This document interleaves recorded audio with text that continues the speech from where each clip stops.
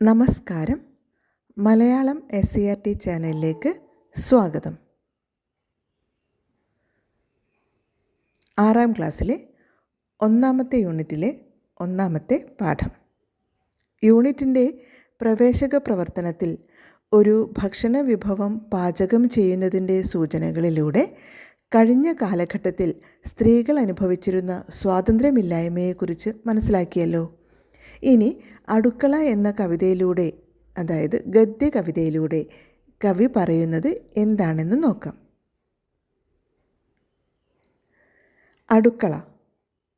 നെല്ലും ഗോതമ്പും ചോളവും ബാർലിയും കരിമ്പും മുന്തിരിയും മധുര നാരങ്ങയും മത്സരിച്ചു വിളയുന്ന ഈ താഴ്വരയിൽ ആടും കോഴിയും താറാവും പന്നിയും ഒരുമിച്ചു മേയുന്ന ഈ വീട്ടിൽ ആരു മറന്നുവച്ചു ഈ അടുക്കള?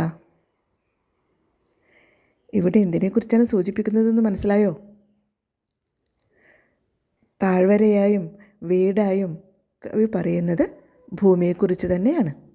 ഭൂമിയിലെ ജൈവ വൈവിധ്യത്തെയും സമൃദ്ധിയെയുമാണ് ഇവിടെ സൂചിപ്പിക്കുന്നത്. നെല്ലും ഗോതമ്പും ചോളവും ബാർലിയുമൊക്കെ മത്സരിച്ച് വിളയുന്ന താഴ്വരയാണ് ഈ ഭൂമി. കൂടാതെ ആടും കോഴിയും താറാവും പന്നിയുമൊക്കെ ഒരുമിച്ച് മേഞ്ഞു നടക്കുകയും ചെയ്യുന്നു. അങ്ങനെയുള്ള ഈ ഭൂമി തന്നെയാണ് ഈ അടുക്കള.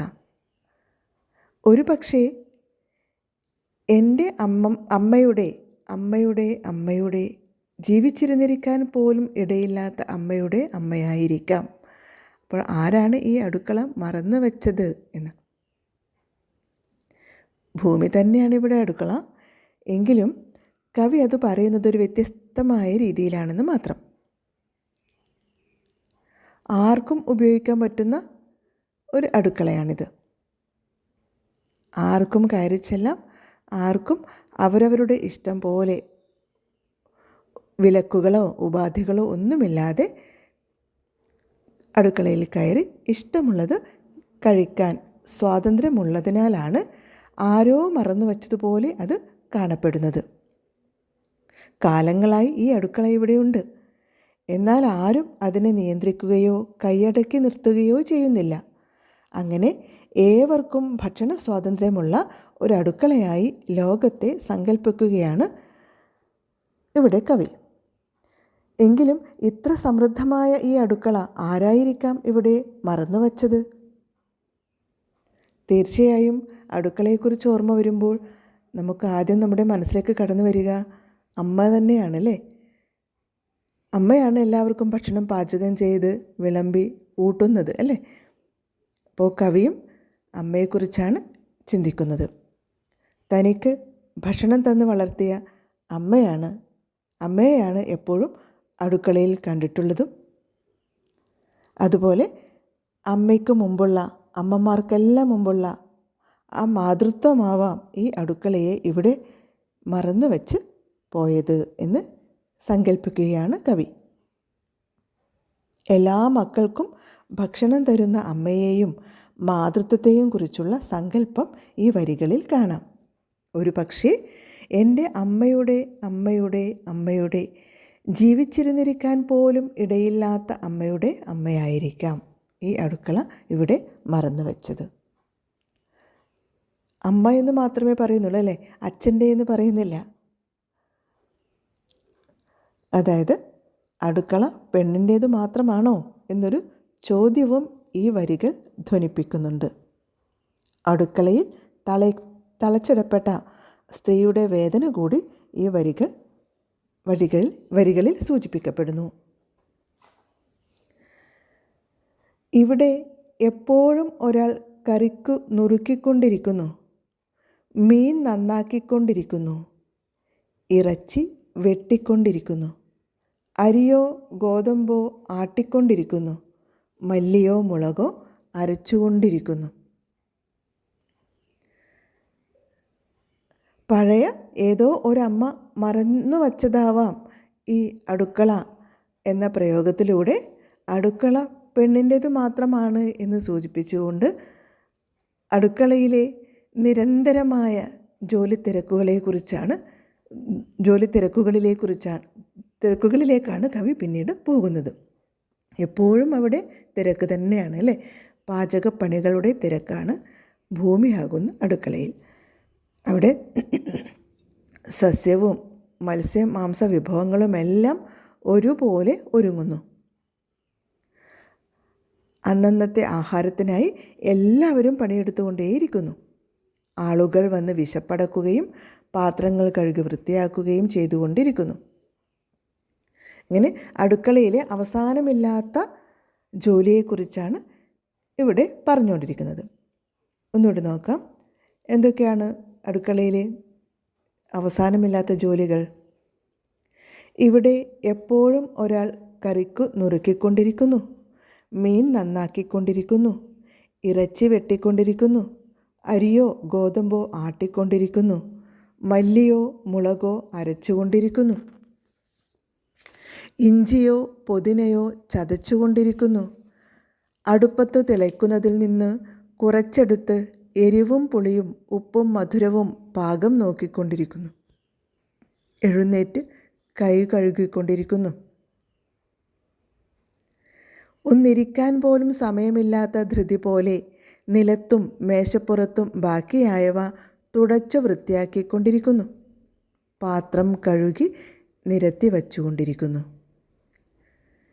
ഇവിടെ എപ്പോഴും ഒരാൾ വിശന്ന് നിലവിളിച്ചുകൊണ്ടിരിക്കുന്നു. എന്താണ് പറയുന്നത് നോക്കൂ. അടുക്കളയിൽ എപ്പോഴും ജോലി തിരക്കുകൾ തന്നെയാണ് അല്ലേ.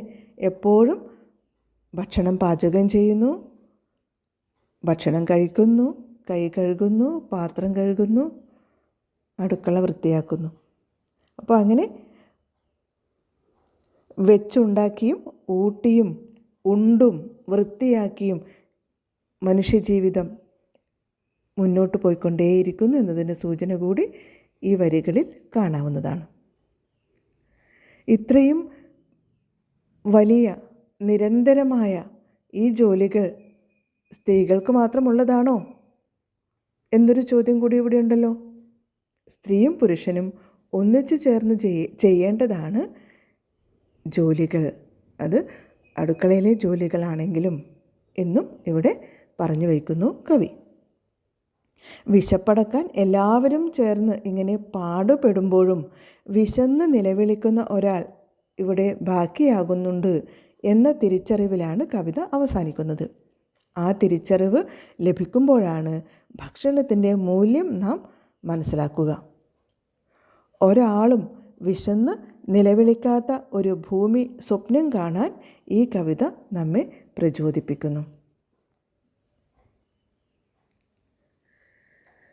അപ്പോൾ മനുഷ്യർക്കും മറ്റു ജീവജാലങ്ങൾക്കും ജീവിക്കാൻ ആവശ്യമായ വിഭവങ്ങളെല്ലാം ഈ ഭൂമിയിലുണ്ടെങ്കിലും വിശക്കുന്ന മനുഷ്യരുടെയും ജീവജാലങ്ങളുടെയും നിലവിളി ഉയർന്നു കേൾക്കുന്നുണ്ട്. ഭൂമിയെ എല്ലാവർക്കും വേണ്ട വിഭവങ്ങൾ ഒരുക്കുന്ന അടുക്കളയായി സങ്കല്പിച്ചുകൊണ്ടുള്ള കവിതയാണിതെങ്കിലും വിഭവങ്ങൾ ഒരുക്കുന്നതിൻ്റെയും കഴിക്കുന്നതിൻ്റെയും തിരക്കിനിടയിൽ വിശക്കുന്ന മനുഷ്യൻ്റെ നിലവിളി കൂടി അടയാളപ്പെടുത്തുകയാണ് ഈ കവിത. സമൃദ്ധിക്കൊപ്പം അടങ്ങാത്ത വിശപ്പിനെയും ഈ കവിത നമുക്ക് കാണിച്ചു തരുന്നു. കവിത മനസ്സിലായല്ലോ. ഇനി കവിത എഴുതിയ ആളെ പരിചയപ്പെടാം. കവിത എഴുതിയത് TP രാജീവൻ. അദ്ദേഹത്തിൻ്റെ വയൽക്കരെ ഇപ്പോഴില്ലാത്ത എന്ന കവിതാ സമാഹാരത്തിലെ ഒരു കവിതയാണ്. TP രാജീവൻ 1959 കോഴിക്കോട് പലേരിയിൽ ജനിച്ചു.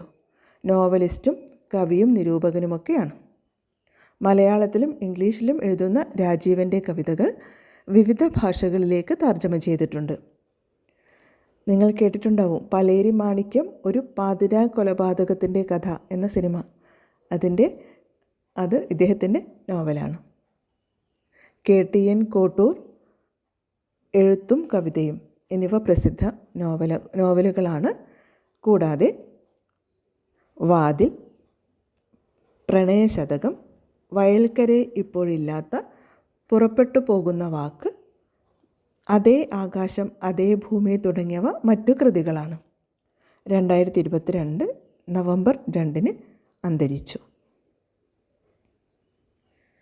ഇനി പഠന പ്രവർത്തനങ്ങൾ. കവിതയിലേക്ക് ഈ ഭാഗത്ത് 3 ചോദ്യങ്ങളാണുള്ളത്. നാടിൻ്റെയും വീടിൻ്റെയും സമൃദ്ധിയെക്കുറിച്ച് കവിതയിൽ എന്തെല്ലാം പറയുന്നുണ്ട്? നെല്ല്, ഗോതമ്പ്, ചോളം, മുന്തിരി തുടങ്ങിയ കാർഷിക വിളകളുടെയും ആട്, കോഴി, താറാവ് തുടങ്ങിയ ജീവജാലങ്ങളുടെയും അടുക്കളയിലെ വിവിധങ്ങളായ വിഭവങ്ങളുടെയും സമൃദ്ധിയെക്കുറിച്ച് കവിതയിൽ പറയുന്നുണ്ട്. അടുത്തത്, അടുക്കളയിൽ എപ്പോഴും തുടർന്നുകൊണ്ടിരിക്കുന്ന പണികൾ എന്തെല്ലാമാണ്? പച്ചക്കറി നുറുക്കൽ, മീൻ വൃത്തിയാക്കൽ, ഇറച്ചി വെട്ടി വൃത്തിയാക്കൽ, അരിയും ഗോതമ്പും അരയ്ക്കൽ, മുളകും മല്ലിയും അരയ്ക്കൽ, ഇഞ്ചിയും പുതിനയും ചതയ്ക്കൽ, പാകം നോക്കൽ, കൈ കഴുകൽ, പാത്രം കഴുകൽ, അടുക്കള വൃത്തിയാക്കൽ. ഈ ജോലികളെല്ലാം നടക്കുമ്പോഴും അവിടെ വിശപ്പ് ബാക്കിയാവുന്നു എന്ന് സൂചിപ്പിക്കുന്ന വരി ഏതാണ്? ഇവിടെ എപ്പോഴും ഒരാൾ വിശന്നു നിലവിളിച്ചുകൊണ്ടിരിക്കുന്നു എന്ന വരി. അടുത്തത്, വിശന്നു നിലവിളിക്കുന്നവർ. അടുക്കളയിൽ വിശന്നു നിലവിളിച്ചുകൊണ്ടിരിക്കുന്നത് ആരായിരിക്കാം? ഇത്രയും സമൃദ്ധമായ അടുക്കളയിൽ എപ്പോഴും ഒരാൾ വിശന്നു നിലവിളിക്കാൻ കാരണം എന്താവും? ചർച്ച ചെയ്ത് കുറിപ്പ് തയ്യാറാക്കുക.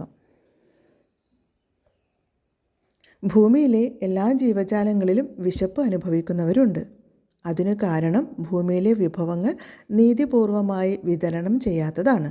ഭൂമി എന്ന അടുക്കളയിൽ എല്ലാവർക്കും ആവശ്യമുള്ള വിഭവങ്ങൾ ഉണ്ടെങ്കിലും എല്ലാവരിലേക്കും എത്തുന്നില്ല. അതുകൊണ്ടാണ് ചിലർ വിശന്നിരിക്കേണ്ടി വരുന്നത്. അടുത്തത്, അടുക്കളയ്ക്കുള്ളിൽ. ഇവിടെ 2 കവിതാഭാഗങ്ങൾ തന്നിട്ടുണ്ട്. ആറ്റൂർ രവിവർമ്മയുടെ സംക്രമണം എന്ന കവിതയിലെ വരികൾ. മയങ്ങാറുണ്ടാവില്ലവളോളം വൈകിയൊരു നക്ഷത്രവും, ഒരൊറ്റ സൂര്യനും അവളേക്കാൾ നേരത്തെ പിടഞ്ഞെണീറ്റിയില്ല. അടുത്തത്, പ്രതിഷ്ഠ, സാവിത്രി രാജീവൻ്റെ. അടുക്കളയിലെ തേഞ്ഞു തീരുന്ന വീട്ടുപകരണമാണ് ഞാൻ. എൻ്റെ കുട്ടികൾക്ക് ചിലപ്പോൾ എണ്ണമറ്റ പലഹാരങ്ങൾ നിർമ്മിക്കുന്ന ഒരു യന്ത്രമാണ് ഞാൻ. ഈ കവിതാഭാഗങ്ങൾക്ക് അടുക്കള എന്ന കവിതയുമായുള്ള ബന്ധം വിശകലനം ചെയ്തു കുറിപ്പ് തയ്യാറാക്കുക. കുടുംബത്തിനു വേണ്ടി വിശ്രമമില്ലാതെ ജോലി ചെയ്യുന്ന അമ്മയുടെ ചിത്രമാണ് അടുക്കള എന്ന ഗദ്യകവിതയിൽ കാണാൻ കഴിയുന്നത്. ഇതേ ആശയം തന്നെയാണ് മറ്റു 2 കവിതകളിലും ഉള്ളത്. ഏറ്റവും വൈകി ഉറങ്ങുകയും വളരെ നേരത്തെ എഴുന്നേൽക്കുകയും ചെയ്യുന്ന സ്ത്രീയെക്കുറിച്ച് സംക്രമണം എന്ന കവിത പറയുമ്പോൾ വിശ്രമമോ അംഗീകാരമോ ഇല്ലാതെ നിരന്തരം ഒരു യന്ത്രം പോലെ പ്രവർത്തിച്ചുകൊണ്ടിരിക്കുന്ന അമ്മയെയാണ് പ്രതിഷ്ഠ എന്ന കവിത ചൂണ്ടിക്കാണിക്കുന്നത്. ഇനി അടുത്ത പാഠവുമായി അടുത്ത ക്ലാസ്സിൽ കാണാം.